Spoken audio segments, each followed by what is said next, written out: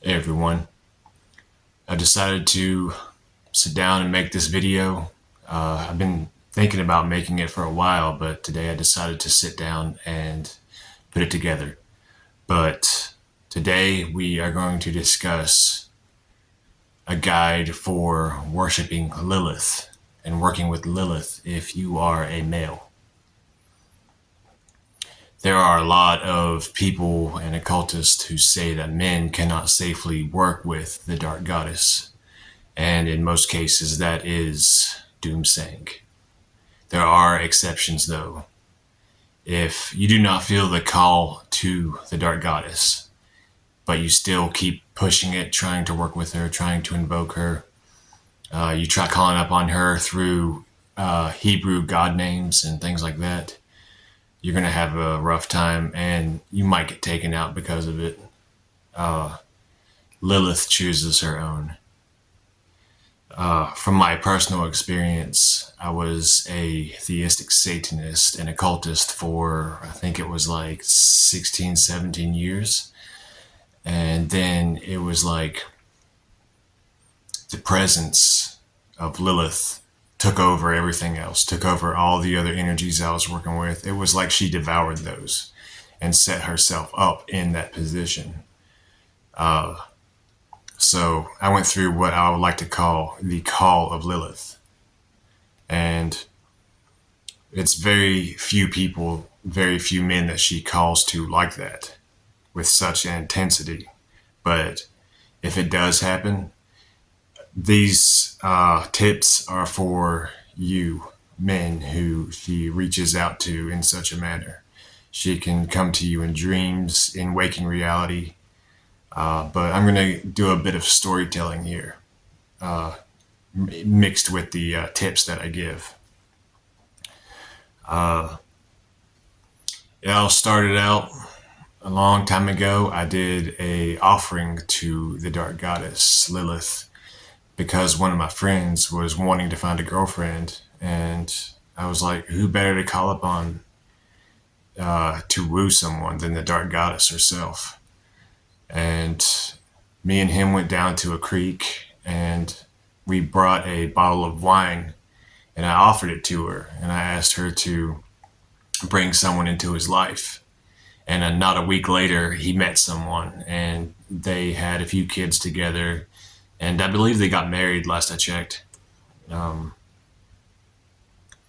But that was one of the earliest times that I attempted to invoke her and petition her. But after I started experiencing the call, so to speak, it was like I would just be chilling and I would feel a sudden urge to go out into nature away from everybody and just focus on her presence. Her presence got so intense, I felt like she was going to manifest in front of me while I was in the woods or while I was in the fields or a graveyard.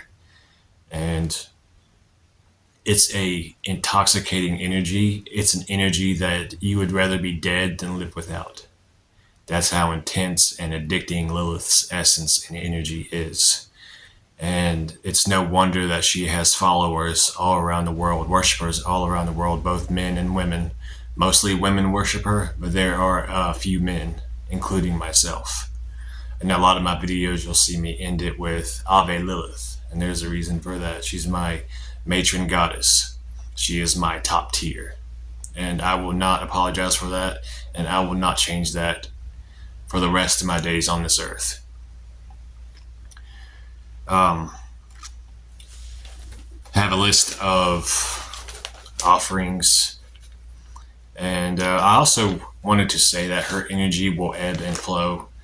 Certain times of the year, you'll feel her energy really, really vibrantly, really intensely. Other times, it'll be like she disappears and she goes somewhere else for a time. So if you experience that, that's normal. It's not that she just, decided to say, the hell with this. She wanders to and fro, as is her right. But if you're starting to work with and worship Lilith, here are some offerings that I have found effective. First off would be an altar setup. You can get a table, a coffee table, or a section of a dresser, for example. But I would say just go full ham and get a table and put a black altar cloth on it. I like to have 2 candles representing her dual nature of lust and death. A red candle representing her lust aspect, and a silver candle representing her death, end of all flesh, end of all days aspect. And depending on which aspect you're trying to work with, you light that candle. Or if you want a more well-rounded experience invoking her, you light both candles. And you make sure you dedicate those candles in that altar to her. You can burn some rose incense and dedicate the altar to her on the night of the new moon, or what I like to call the night of the black moon, because one of her titles is the dark goddess of the black moon. And you'll come to celebrate those nights in dedication to her. Another offering would be red wine. Apothic red, apothic dark, Merlot wine is really good. Add 7 drops of blood from your left hand into the chalice, which you dedicate to her. That's a really potent offering to the dark goddess, because 7 is one of her numbers. 7 in itself is an invocation to the goddess. Incense of a dark, sweet scent, like I said, black rose or rose incense is really good. Incense blends that are darker in essence, like that may have cloves, for example, in it, are really good. Also, Saturn's blood, or you can spill blood and then dry it and then get it off the bowl or a plate. It's really good to bloodlet on a ceramic plate, then scrape it up. And then you can burn that on charcoal as an incense to the dark goddess itself. Bloodletting on the new moon is potent for that, when you can gather the blood on that sacred night. And then you can store it in a vessel. And on the nights when you worship Lilith, you can take out the powdered blood and sprinkle it on the charcoals. Devotional works is another really good offering. Art, writing books dedicated to her. Poetry, like dark romantic poetry she really likes. Music. My band Nocturnal Mystery, we came out with an album called Gnosis of Lilith, and that was dedicated wholly to the dark goddess. That's an acceptable offering. Devotional practices. Next up, with the offerings of sexual offerings. Orgasm directed into her sigil.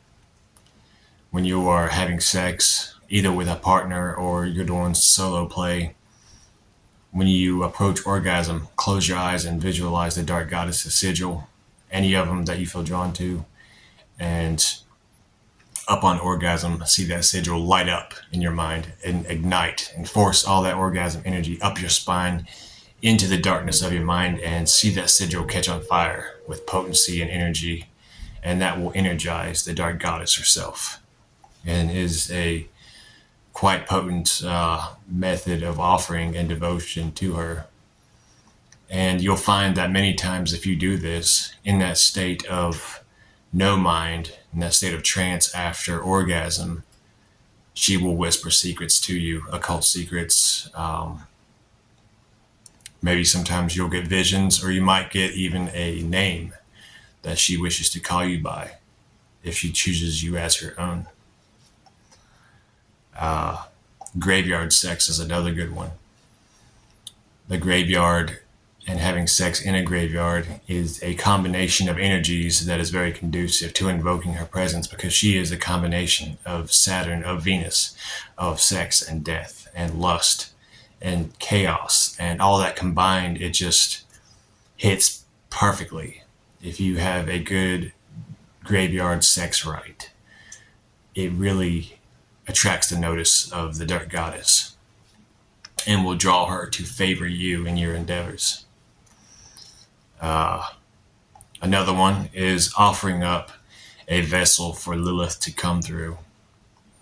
So you find somebody that is attractive, that is vibrant, She likes her women to be darkly pleasing, sexually attractive, and vibrant and strong.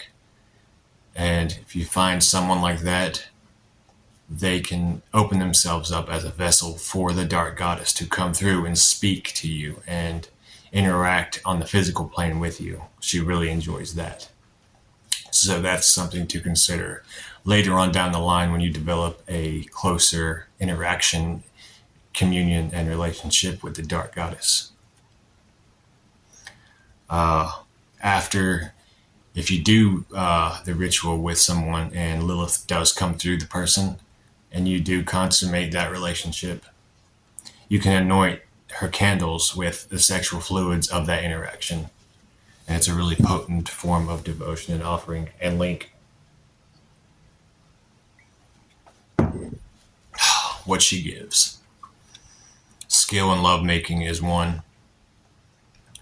A lot of times, if you hit that state where you are really heightened in your arousal, she will give you new positions to try, new techniques for increasing pleasure for you yourself and your partner. And some of those things just happen spontaneously when you're playing with your partner or partners. Attraction of lovers is another one. She can teach you the arts of glamour of appearance, of being perceived differently by people than what you're normally perceived, to draw the attention and lust of someone that you're interested in, even as to or even up to giving you words of power to whisper, therefore drawing the person into your life. Occult knowledge unknown to others. She can guide you in the arts of vampirism, sorcery, death magic, pretty much a lot of ancient techniques that were forgotten to history that you won't find in occult books, but which she can reveal to her devoted ones.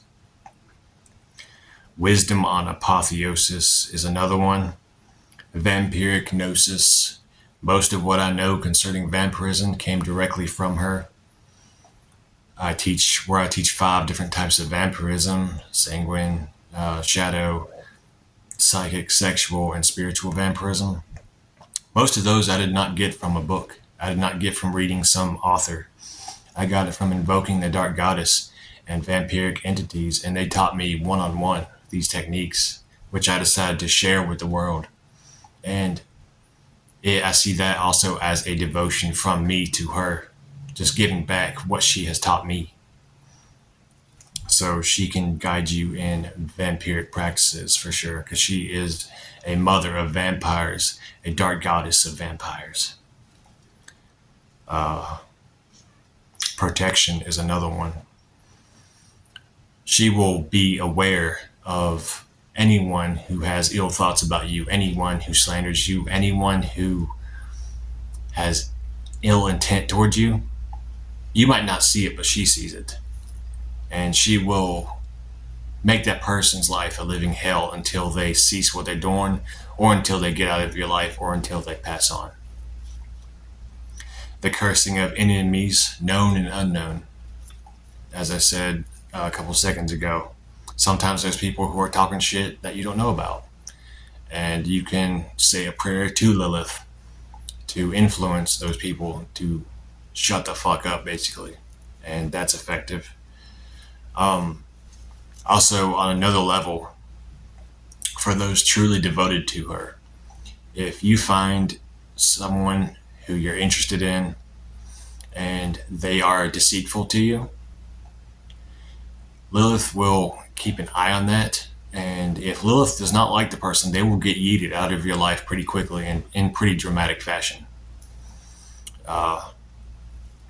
I've had a person really, really hurt me one time emotionally. And it was interesting because they were pregnant at a point, and it wasn't mine, but anyways, after they hurt me and they got pregnant, and they kind of disappeared for a bit. They had the worst miscarriage possible. They were in the hospital for days. And I believe that that was one of Lilith's darkest aspects, is the one that induces miscarriages, because that is one of her aspects. And to me, that is one of her beautiful aspects, because I accepted my dark goddess in all her aspects, both beautiful and the terrifying, darker, anti-cosmic aspects. And that's something you will come to know as well. If you work with her, if you worship her, you will come to know her different aspects as time goes on. And you will have to accept every aspect of her. She helps you push beyond society's weak morality codes to find your own inner core of your own beliefs, your own form of morals and morality code.